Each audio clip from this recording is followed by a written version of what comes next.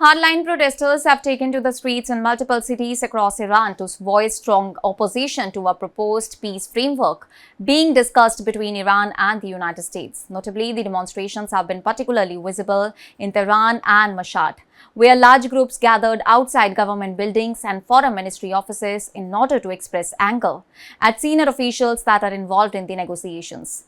The protests have primarily targeted Foreign Minister Abbas Araghchi and Parliament Speaker Mohammad Ghalibaf, both of whom have played central roles in Iran's diplomatic engagement over the emerging agreement. The unrest comes at a time of heightened international attention as US President Donald Trump and Pakistani officials indicated that a framework agreement aimed at de-escalating tensions between Washington and Tehran could be signed as early as Sunday.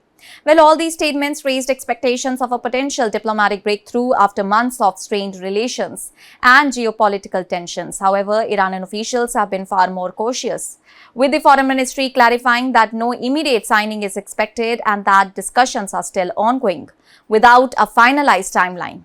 According to the reports from the international agencies and Iranian media outlets, one of the key flashpoints occurred in Mashhad, where crowds assembled outside a foreign ministry office, following televised comments made by Araghchi. And in the interview, he discussed elements of the proposed agreement, which sparked swift backlash among hardline factions inside Iran. Protesters accused negotiators of conceding too much in discussions with Washington and argued that the emerging framework does not adequately protect Iran's national interest.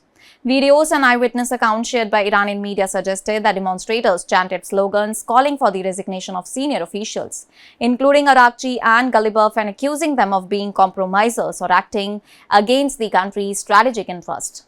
The tone of the protest reflected deep divisions within Iran's political landscape over the question of engagement with the United States and the potential cost of any diplomatic settlement.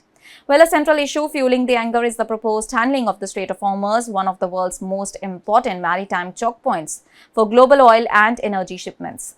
Hardline critics argue that any agreement reducing Iran's leverage over the strait would weaken the country's strategic positions in the region.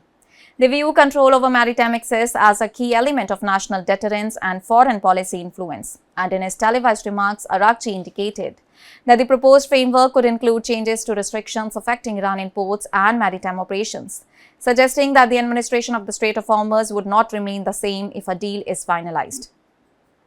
He described the waterway as one of Iran's main instruments of deterrence, a statement that further intensified domestic criticism and contributed to the scale of public backlash.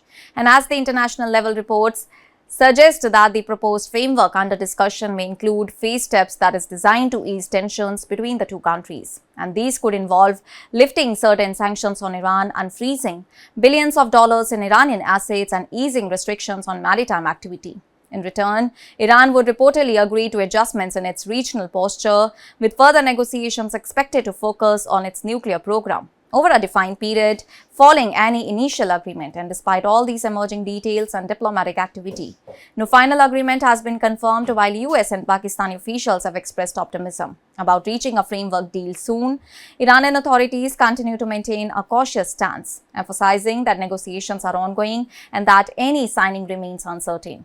The situation remains fluid, with diplomatic efforts abroad unfolding, alongside rising political resistance and public protest, with Iran highlighting the deep internal division surrounding the proposed agreement.